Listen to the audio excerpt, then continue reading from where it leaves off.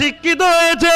হযরত ওমর ফারুক ওই সময় বলতে লাগলেন, বাবারা ওকে কেউ কিছু বলো না বাবা, ও যেটা বলছে সত্য কথা বলছে। আজ আমি কাঁদছি ও বলার জন্যে নয়। আরে আমার দয়ার নবী আমাদেরকে প্রকৃত মানুষ যদি বানিয়ে না দিয়ে যেত, আজকে এত হাজার হাজার লোকের সামনে আমি অন্যায়কারী হিসাবে প্রমাণ হয়ে যেতাম, আমি জালিম হিসাবে প্রমাণ হয়ে যেতাম। নবী আমার শিক্ষা দিয়েছিল বলে, ওই শিক্ষায় চলি বলে আজকে প্রশ্ন করেছে, আমি ওর উপরে জুলুম করিনি। আর আমার গোটা জামা হলো কি করে, এটা তো আমার কোনো খাবরাবার ব্যাপার নেই, কারণ আমি রাসূলের শিক্ষায় শিক্ষিত হয়ে রয়েছি। এর উত্তরটা আমার ছেলে দেবে। যখনই হযরত ওমর ফারুকের ছেলে মিম্বারে দাঁড়িয়ে গেল, ছেলের জামাটা ছিঁড়া ফাটা তালি দিয়েছিল। ঈদের সময় নতুন জামা সবাই পরে, অর্ধেক পৃথিবীর সুলতানের ছেলের জামাতে তালি দেওয়া, ভেবে দেখুন তো ইনসাফ কাকে বলে। এ যুবকেরা, তরুণেরা, বাপেরা, আমার ছেলে উত্তরটা দেবে। ওই ছেলে দাঁড়িয়ে গিয়ে কাঁদতে লাগে আর বলে, গত বছরও সবাইকে এক পিস করে থান দেওয়া হয়েছিল। সবাই বলল হ্যাঁ দেওয়া হয়েছিল। গত বছরে আমি একটা পেয়েছিলাম, আমার বাবা অর্ধেক পৃথিবীর শাহজাদা ওমর ফারুক একটা পেয়েছিল। গত বছরে আমার বাবা ওই ঈদের থানের কাপড়টা আমাকে দিয়ে দিয়েছিল, তিনি জামা বানাইনি। ওই আমার থানার আব্বার থান নিয়ে আমার গত বছর একটা গোটা জামা আমি বানিয়েছিলাম। এবারে ঠিক একটা থান আমি পেয়েছি, আমার বাবা পেয়েছে একটা থান। এবারে আমি নিইনি, আমি আমার থানটা আমার আব্বাকে দিয়েছি। তাই আমার আব্বা এবারে গোটা জামা বানাতে পেরেছে। আরো জোরে বলুন সুবহান।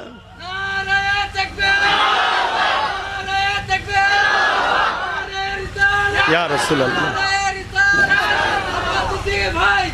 ভাইরা আমার, ভাইরা ইনসাফ তৈরি করো, তোমাদেরকে করতে হবে ইনসাফ। তোমরাই সমাজকে বাঁচাতে পারবে। আসো ইনসাফ পরায়ণ হও, লুবি হয়েও না, নিজেকে কন্ট্রোল করো।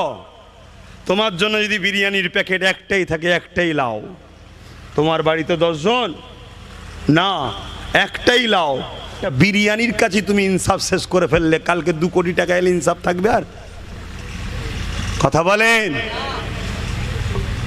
অতএব বোঝেন বাপ জানেরা, আমার ভাইয়েরা, আমার মায়েরা, আমার বোনেরা, বাপেরা, নওজওয়ান তরুণেরা, এ নবী পাকে প্রেমিকেরা, আল্লাহ নবী পৃথিবীর জমিনে কেন এসেছিলেন, কোন সময় এসেছিলেন, কি কাজগুলো করেছিলেন, এগুলো আমাদেরকে জানতে হবে। কেননা রাসূলুল্লাহ আমার আপনার জন্য মডেল। লাকাদ কানা লাকুম ফি রাসূলিল্লাহি উসওয়াতুন হাসানা। নবী আমাদের জন্য সবথেকে উত্তম মডেল। তাই নবী পাক কি জন্য এসেছিলেন, কি কাজ করেছে, এগুলো আমাকে আপনাকে জানতে হবে।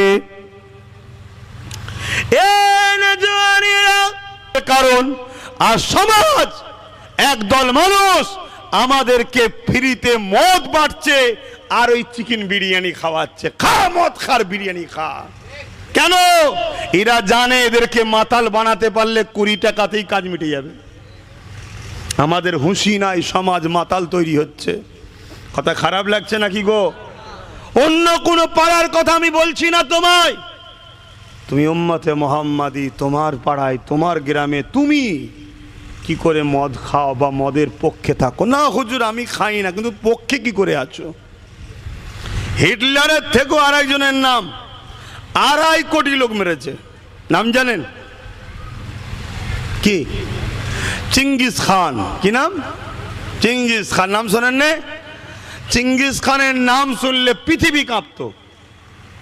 একটা আতঙ্কের নাম, একটা সন্ত্রাসের নাম, একটা খুনির নাম, একটা রেপিস্টের নাম। এই চিঙ্গিস খান পৃথিবীর যে যে শহর, যে যে রাজ্য, যে যে দেশ, যে যে এলাকায় গেছে, একটা গাছ পর্যন্ত রাখেনি। মানুষ তো খুন পর দূরের কথা, গাছগুলোকে পর্যন্ত কেটে ফেলেছে। এত অশান্তি করেছে। 1 লক্ষর ওপরে মেয়ের ইজ্জত লুটেছে। কত? অথচ 22 বছরের একটা মুসলিম যুবকের কাছে এই চেঙ্গিস খান ভয়ে থরথর করে কেঁপেছে। জোরে বলুন সুবহানাল্লাহ। কত বছর? কেন? সে যুবকটা ছিল নবী প্রেমিক, যুবকটা ছিল আল্লাহ প্রেমিক, যুবকটা ছিল ইনসাফ পরায়ণ, যুবকটা ছিল ন্যায় নিষ্ঠাবান, যুবকটা ছিল একজন গরিব দরদি সেনানায়ক। 22 বছর মাত্র বয়স। তার হুঙ্কার, তার আওয়াজ চেঙ্গিস খানের সঙ্গে একদিন মোকাবেলা হলো। চেঙ্গিস খান কাঁপতে শুরু করেছিল এবং বলেছিল, যদি এই যুবকটা আমার সন্তান হতো, পৃথিবী যতদিন থাকতো দ্বিতীয় কাউকে রাজত্ব করতে দিতাম না, আমরাই রাজত্ব করতাম। কিন্তু সেই যুবকের মোকাবেলায় চেঙ্গিস খান পরাজিত হতে পিছু হতে। আমার আব্বা জানেরা, আমার মায়েরা বোনেরা, এই জমিন পৃথিবী যখন ধ্বংসের দিকে চলে যাচ্ছিল, আল্লাহ পাক আমার নবীকে তখন দুনিয়ায় পাঠিয়েছিলেন। পৃথিবী কেমন ধ্বংসের দিকে যাচ্ছিল, নিজের বাপ গুলো জ্যান্ত নারীগুলোকে পুঁতে দিচ্ছিল, নিজেদের সন্তান গুলো নিজের মায়ের সঙ্গে নোংরা সম্পর্ক তৈরি করছিল, নিজেদের বাপ গুলো ছেলেগুলোকে হত্যা করে দিতেছিল, ছেলেগুলো বাপকে হত্যা করে দিতেছিল। এই পৃথিবীর ওপরে ধনীরা গরিবদের ঘরে দাস দাসী বানাতে লেগেছে। এই জমিনের উপরে 1000 বছরের ক্ষমতাশালী দেশ পারস্য ছিল, 1000 বছরের ক্ষমতাশালী শেষ। ওই দেশ এমন করে রাজারা ক্ষমতাশালীরা প্রজাদের ঘরে নিজেদের প্রপার্টি সম্পদ মনে করে তাদের ঘরের মেয়েগুলোকে নিজেদের জন্য ভোগের পাত্রী বানাতে লাগলো, তাদের দেহকে শোষণ করতে লাগলো, যুবকগুলোকে তাদের দাসত্ব বানাতে লাগলো, তাদেরকে এমন করে জুলুম করতে লাগলো। এক কথায় রোমের সাম্রাজ্য, আজ যেমন আমেরিকা পৃথিবীর দাদা বলে, রোম তখন পৃথিবীর দাদা ছিল। সেই রোমের মতো সাম্রাজ্যরা ছিল মানবরূপী শয়তান হয়ে গিয়েছিল। কেমন শয়তান হয়ে গিয়েছিল, বড় বড় স্টেডিয়াম গ্যালারি তৈরি করে তার চতুর্দিকে তারা বসে থাকতো। আর ওই গ্যালারির বিচখানে মাঠেতে যেমন খেলা হয়, সেখানে গরিবের ঘরের যুবকদের ঘরে ছেড়ে দিয়ে বাঘের সঙ্গে কুস্তি লড়ার খেলা হতো। গরিবের ঘরের ছেলে নাচার, কেননা তার কোমরে দড়ি দিয়ে তাকে টেনে টেনে নিয়ে যে ছেড়ে দেওয়া হতো, সে জানটা বাঁচাবার জন্য বাঘের সঙ্গে লড়াইয়ে প্রস্তুত হতো। কিন্তু বাঘের থাবাতে গরিবের ঘরের ছেলেটা মারা যেত। আর তারা ভিআইপি নামে শয়তান গুলো বসে বসে হাততালি দিত। এই ছিল পৃথিবীর চরিত্র ধ্বংসের দিকে। তখন এই অসভ্য মানুষগুলোকে, এই মানবরূপী পশুগুলোকে ইনসাফের শিক্ষা, ইনসানিয়াতের শিক্ষা, মানবতার শিক্ষা, মানব দরদি শিক্ষা, সম্প্রীতির শিক্ষা, ভাতৃত্বের শিক্ষা, গরিবকে ভালোবাসার শিক্ষা, জমিনের উপরে শান্তি প্রতিষ্ঠিত করার জন্য আল্লাহ পাক মহান সৃষ্টিকর্তা, সর্বকালের সর্বশ্রেষ্ঠ মহানায়ক, দোনোজানে সুলতান আমিনা আল্লাহ মুহাম্মদ রসুলকে মানুষ জাতির জন্য নবী রসুল করে পাঠিয়েছে। আরো জোরে বলুন সুবহান।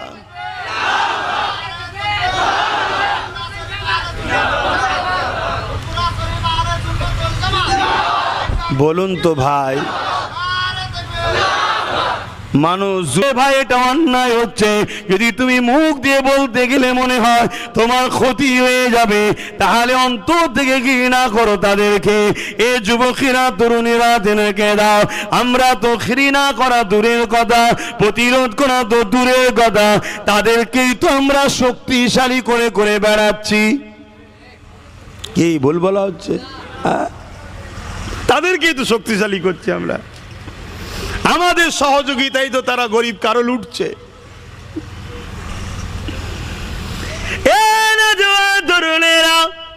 আল্লাহ নবী পৃথিবীর জমিনকে ধ্বংসের হাত থেকে অনেক কষ্ট করে বাঁচিয়েছে। এই পৃথিবীর নারীদের মর্যাদা আল্লাহ নবী অনেক কষ্ট করে দিয়েছে। এই পৃথিবীতে এতিমের অধিকার, বিধবার অধিকার, মজলুমদের হাত মজলুমদের সম্মান, জালিমদের হাত থেকে মজলুমদের বাঁচার রাস্তা অনেক কষ্ট করে প্রতিষ্ঠিত করেছে। সেই নবীর উম্মত হয়ে এমন কোন কাজ করে ফেলো না তোমার সহযোগিতা নিয়ে এমন কেউ ক্ষমতাশালী হয়ে যাবে, সে ক্ষমতার আসনে বসে তোমার এলাকার বিধবাদেরকে জুলুম করবে, তোমার এলাকার নারীদের ইজ্জত-আবরুকে হরণ করবে, তোমার এলাকার এতিমদের ঘরে অসম্মান করবে, তোমার এলাকার গরিবদের হকগুলোকে মেরে খাবে। ও অত্যাচার লুটে ফুটে জাহান্নামে যাবে। ওকে সহযোগিতা করার জন্য আল্লাহ কিন্তু কিয়ামতের দিনে তোমাকে আমাকেও ছাড়বে না। কেননা রাসূলুল্লাহ দিন বলতে শুধু নামাজ নয়, রাসূলুল্লাহ দিন বলতে সমাজকে নেশা মুক্ত রাখার না। সমাজে কোনো নেশা চলবে না। যে সমাজে নেশা হবে ওই সমাজ আমার রাসূলুল্লাহর সমাজ নয়। এই সমাজকে নেশা মুক্ত করো। দুঃখের সাথে বলতে হয় আজ জন জন ছেলেগুলো নেশায় আসক্ত হয়ে যাচ্ছে, অল্প বয়সে আত্মহত্যা করছে, অল্প বয়সে ডিভোর্স হয়ে যাচ্ছে, অল্প বয়সে অ্যাক্সিডেন্ট করছে।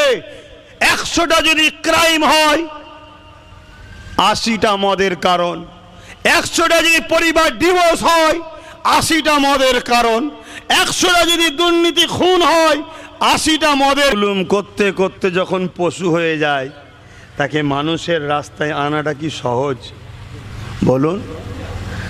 খুব ভালো করে শোনেন, ইসলাম কাকে বলে জানেন? আজ আমরা নিজেরা ইসলাম ভুলে গেলাম। কেননা সেদিনে যেমন পারস্যের সম্রাট ছিল কাইসার, রোম সম্রাট ছিল, আরব দুনিয়ার সম্রাট আবু জেহেল, এরকম সবাই ইসলামের বিরুদ্ধে লেগেছিল। কারণ সেদিনে ইসলামের আদর্শে পৃথিবীর অন্ধকার আলোকিত হয়ে গিয়েছিল। জোরে বলুন সুবহানাল্লাহ। 1000 বছরের পারস্য রাজত্ব ভেঙে চুরমার হয়ে যায়, রোম মাথা নত করে দেয়। পৃথিবীর সব শাসক তাদের অন্যায়কে ছাড়তে বাধ্য হয়েছিল। গরিব হেসেছিল, বিধবা সম্মান পেয়েছিল, এতিম সাহারা পেয়েছিল, শ্রমিক ঘাম শুকোবার আগে তার পারিশ্রম পেত। পৃথিবীতে একটা ইনসাফ, ইনসানিয়াতের ইনকিলাব আমার রসুল এনেছিলেন। তো সেই রসুলের রেখে যাওয়া ইসলামকে তারা ভয় করবে না? করবে না? তাই তারা বিভিন্নভাবে ইসলামকে নানা রকম কুরুচিকর মন্তব্য দিয়ে মানুষের কাছে প্রজেক্ট করতে চাইছে, যাতে করে সত্যটা মিথ্যার প্রচারের কাছে চাপা পড়ে যায়। তুমি রাস্তা দিয়ে যাচ্ছ, হঠাৎ করে দেখছো একটা গরিবের উপরে কিছু মানুষ জুলুম করতে লেগেছে। তুমি দেখছো গরিবটার উপরে অত্যাচার হচ্ছে, অবশ্যই যারা জুলুম করছে তাদের বিরোধী দাঁড়ানো তোমার হলো কাজ। এই গরিবের পক্ষে দাঁড়িয়ে কথা বলা হলো তোমার কাজ। ক্ষমতা যদি তাকে হাত দিয়ে রাখো, যদি হাতে ক্ষমতা না থাকে মুখ দিয়ে বলো।